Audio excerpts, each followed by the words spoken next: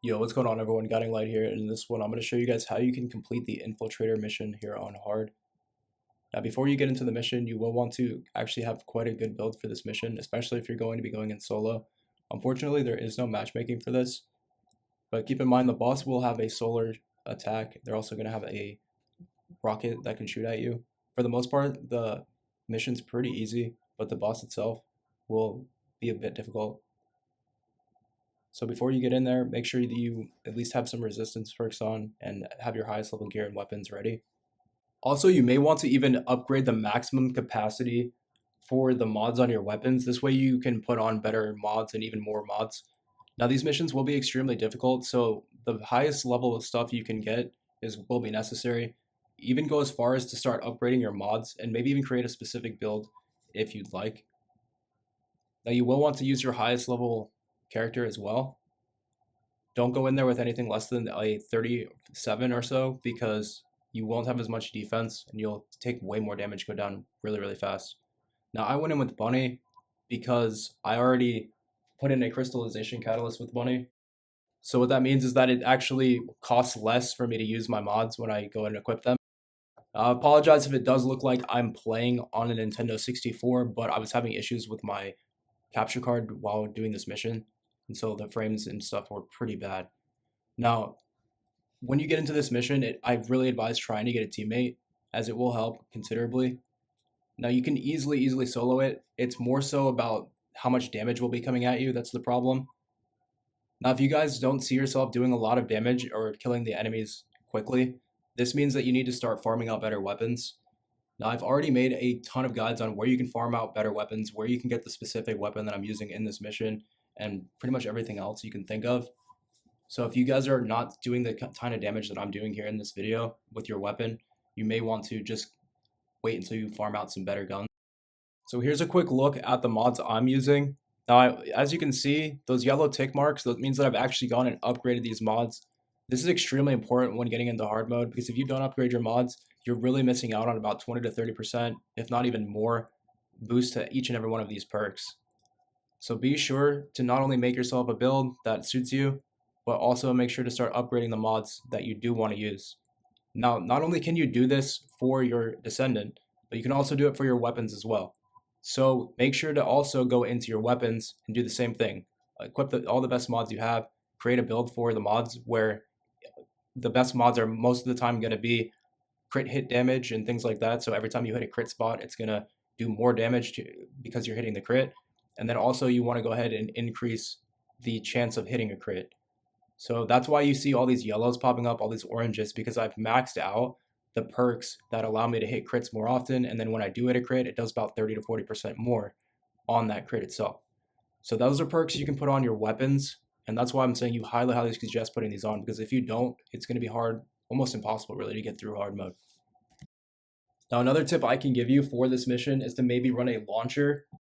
In the boss room, a launcher could definitely come in handy because you can stay far away and still do massive amounts of damage to the boss. There's even perks on certain launchers that when you fire them, there's certain like fireworks that will come out of the weapon and it will damage enemies all around you. That one's called the Restored Relic, and it's actually extremely powerful, especially when there's tons and tons of enemies all around. So once you've gotten the highest level weapons you can, slot it in modules to those weapons. Also make sure to upgrade any modules that you do want to use. Go ahead and put on some fire resistance perks and make sure that you're running components and reactors that also give you fire resistance. Now, if you're soloing this mission, I highly suggest trying to use a character that can do ice damage. The enemies in this mission will be weak to ice damage, especially in the boss room itself.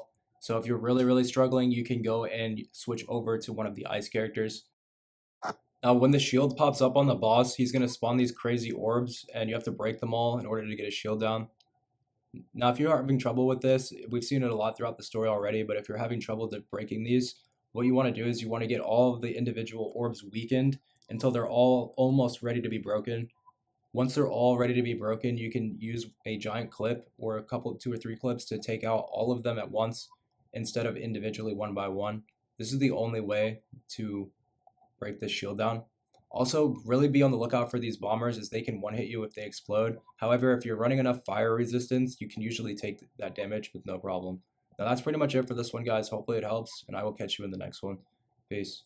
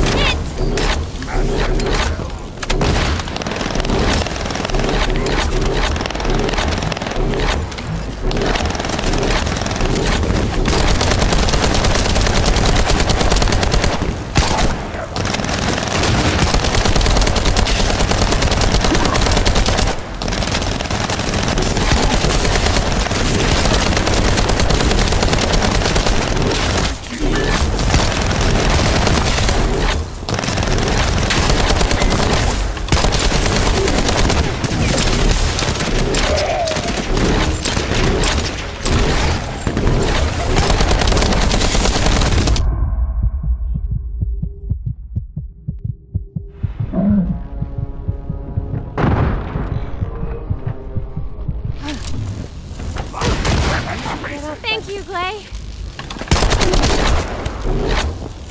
I won't.